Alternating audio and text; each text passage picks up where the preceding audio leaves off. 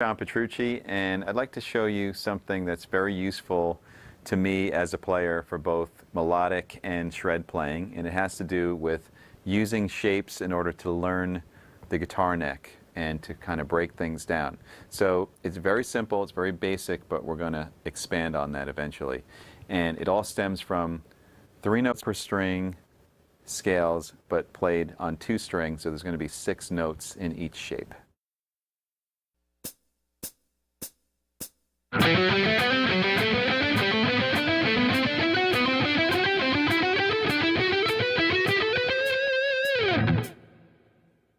So all of these examples are in the key of E minor and actually start on the root E on the D string.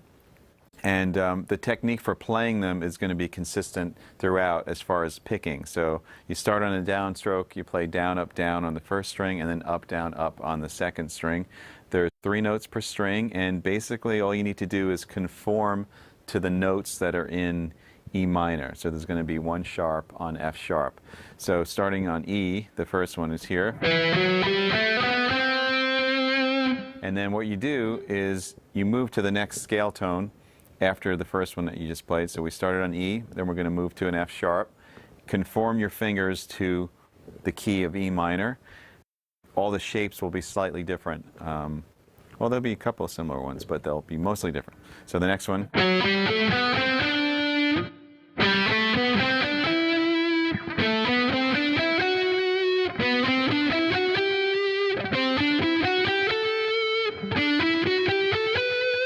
And then the last one is a repeat of the first one.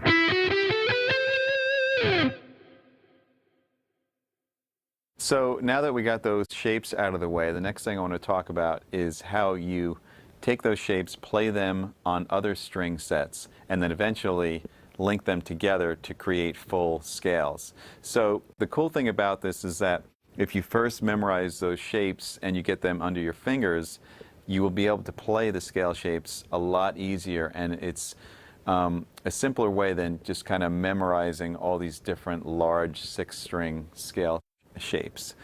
So here's an example of that. I'll start playing them between the low E and A, and then also between the B and E to show you what I'm talking about, because the shapes are going to be exactly the same.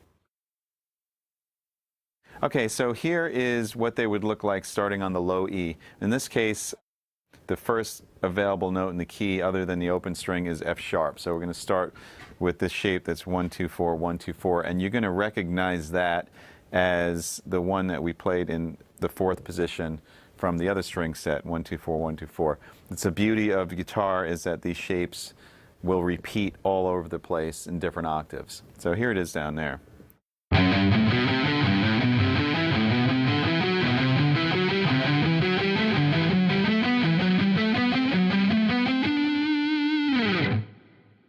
Okay, and then likewise, if we go between the B and the E, you're going to see those shapes as well. Now we can really start anywhere, but just to show you how the octave repeats, I'll start on E, which is on the 5th fret of the B string. All right, so the shapes will be exactly the same. This one will be exactly the same. This one,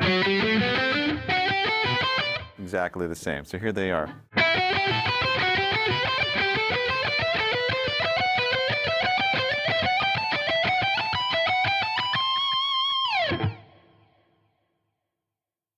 So now that you got that concept down, if you memorize those shapes, you're going to be really at an advantage, because you're going to see those all over the neck and really in any key, depending on where you consider the root to be. So they're all transposable. The only place you're going to have a little bit of an issue is between the G and the B. And it's just basically, not to panic, it's just that it's going to be offset by a fret, really. So, for example, the shape that started on, let's say the shape that we started on E before. So this one here. So that's exactly the same down an octave, right? But when you get to E on the G string, you can't go, because the B string is not tuned in a 4th. So you just have to shift the second part of it up a half step. All right, so it's the only thing to watch out for. And all of those shapes are going to be, going to have that kind of like diagonal look to them, right? So anything, notice that my first finger is always shifting a fret in order to accommodate.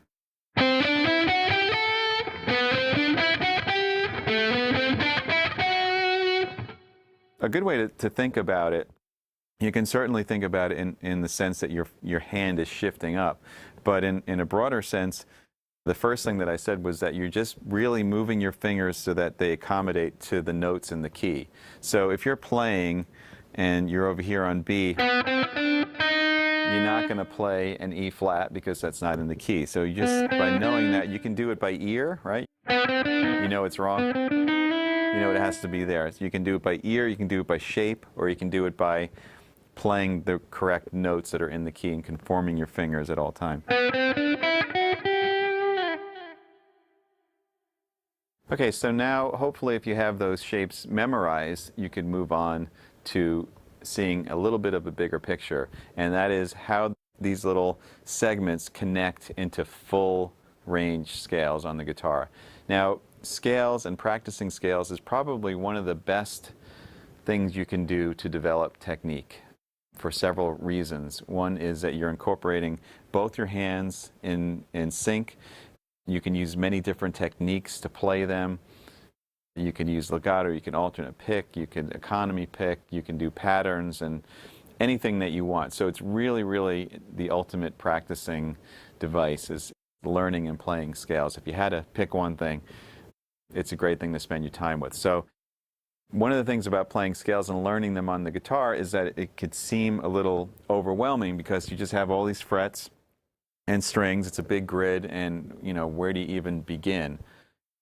So by learning the shapes, you're going to have an advantage. And let me show you what I mean. We're going to take each one of those shapes for each string set, and we're going to turn them into one big scale. And the scale is going to move up in positions just in the same way that the string sets did. So let me explain by showing you what I mean.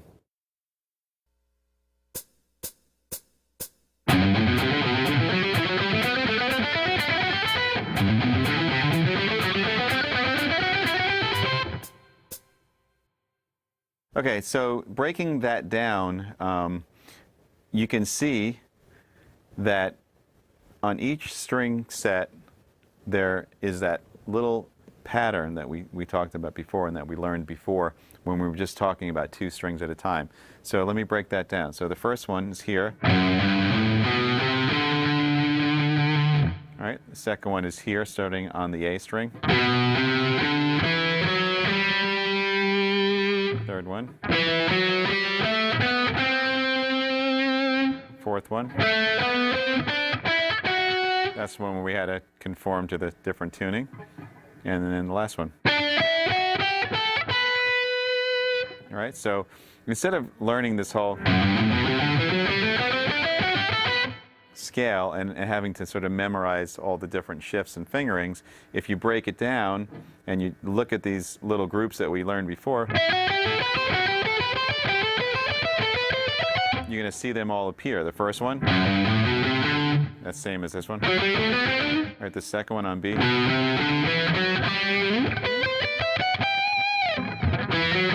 That's the first one we started with on A. You see it all over the place. And the last one.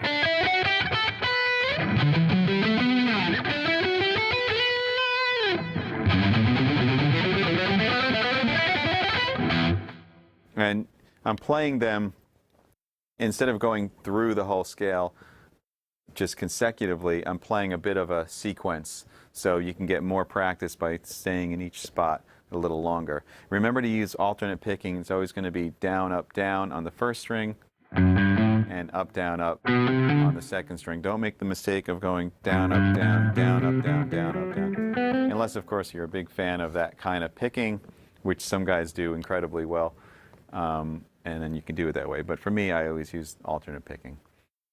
And then the breakdown of the second position was just really doing the same thing that we were doing on 2 strings by conforming to the scale. But now we're doing it with an entire position. So.